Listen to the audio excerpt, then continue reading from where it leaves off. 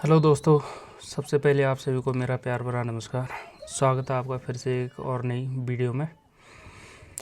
Friends, video blog तो नहीं है, लेकिन कुछ चीज़ें आप लोगों के साथ शेयर करनी है।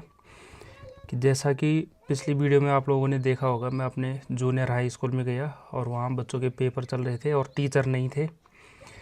तो मैंने वो वीडियो डाला था, उसमें आप सबके कई कमेंट्स थे और आप लोगों ने देखा होगा कि भाई दोनों टीचर नहीं है मौजूद परीक्षा में भी। ठीक है, तो फ्रेंड्स वो वीडियो मैंने पब्लिश की थी 3:30 पौने 4 बजे के आसपास, लेकिन उससे पहले मैंने एक प्रोसेस शुरू कर दी थी। मैंने सीएम पोर्टल यानी सीएम हेल्पलाइन नंबर पे एक कंप्लेंट डाल दी थी, जो भी चल रहा था स्कूल में।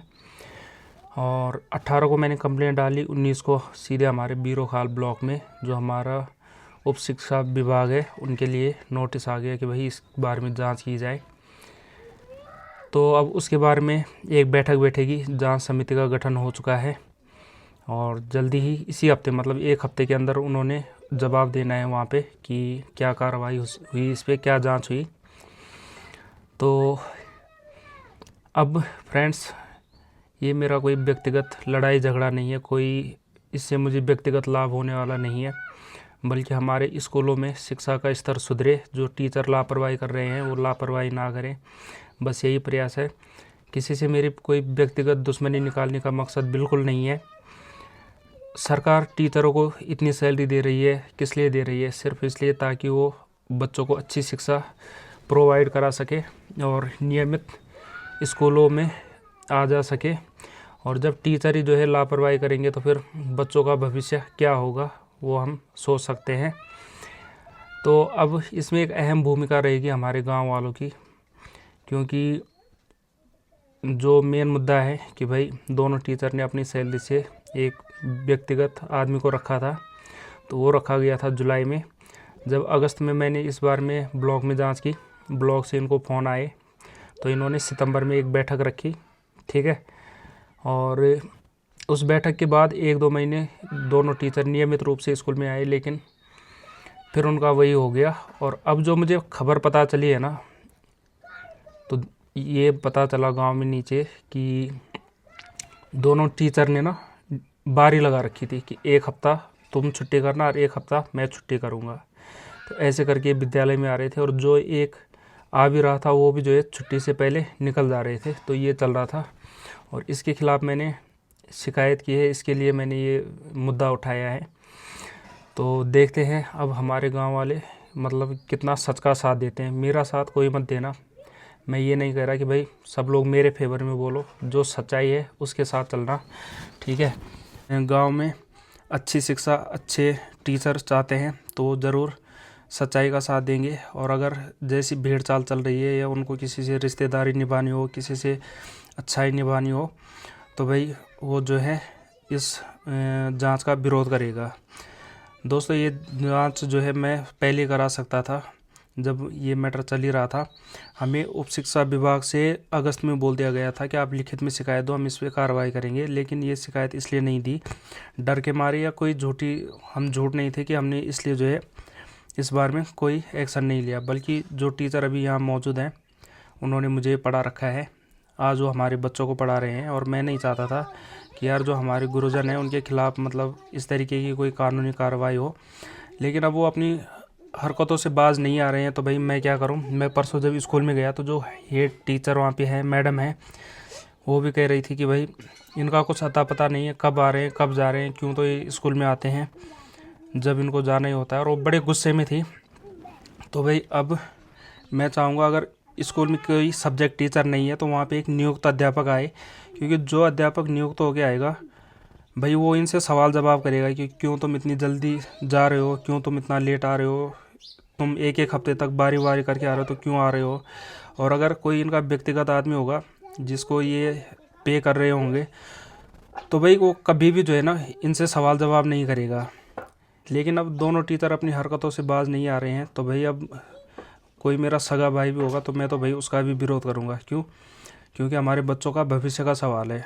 ठीक है, तो गांव वालों, भगवान न करे कभी कोरोना काल जैसी स्थिति आ जाए, आपके बच्चे बेशक इस स्कूल में ना पढ़ रहे हों, शहरों में पढ़ रहे हों, लेकिन अगर कभी ऐसी स्थिति आ जाए कि उनको गांव में आना पड़े, इसी स्कूल में एडमिशन लेना पड़े और स्कूलों के हालत इतने बदतर होंगे, तो आज आप अच्छे आदमी बन जाओगे और मेरा विरोध करने से हो सकता है आप लोग टीचरों की नज़रों में अच्छे हो जाओगे, लेकिन स्कूल का भविष्य और आने वाली पीढ़ी का भविष्य जो है सुरक्षित नहीं है। तो ये लड़ाई मेरी व्यक्तिगत नहीं है, बिल्कुल नहीं है। अगर व्यक्तिगत होती तो भाई जुलाई से बंदा बिना अभिभावक संघ की बैठक के रखा हुआ था।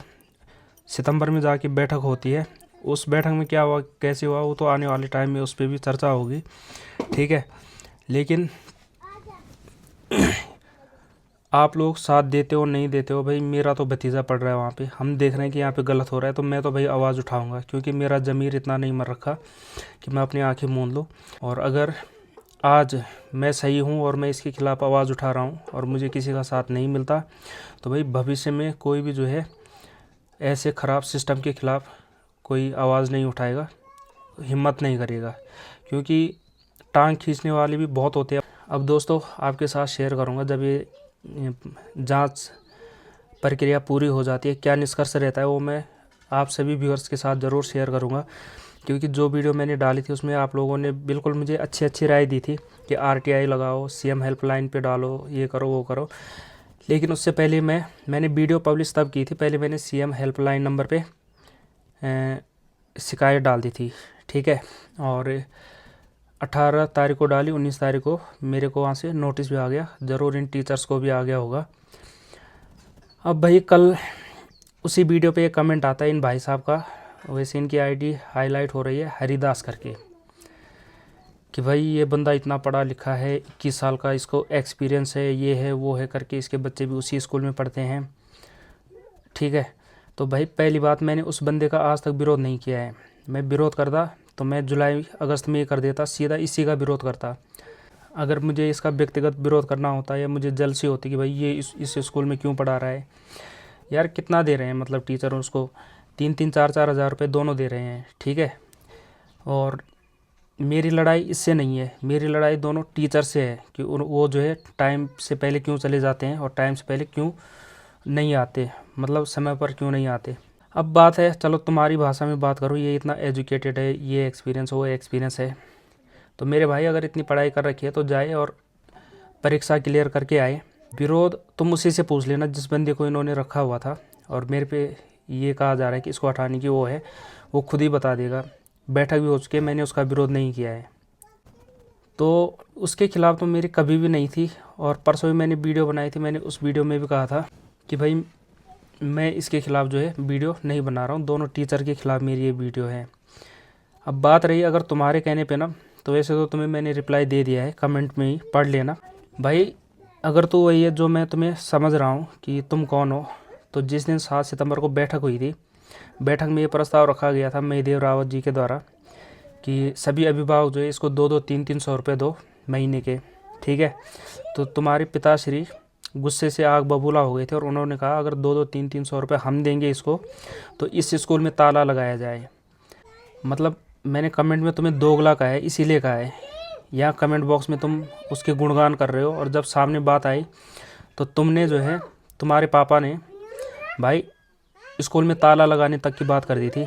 अगर इतना एजुकेटेड आदमी, इतना अच्छा आदमी है जिसको तुम इतना वो कर रहे हो, जिसकी साइड ले रहे हो, तो भाई दे देते 2-2 3-3 सौ रुपये। टीचर बोल रहे थे, तुम्हें देने में क्या जा रहा था।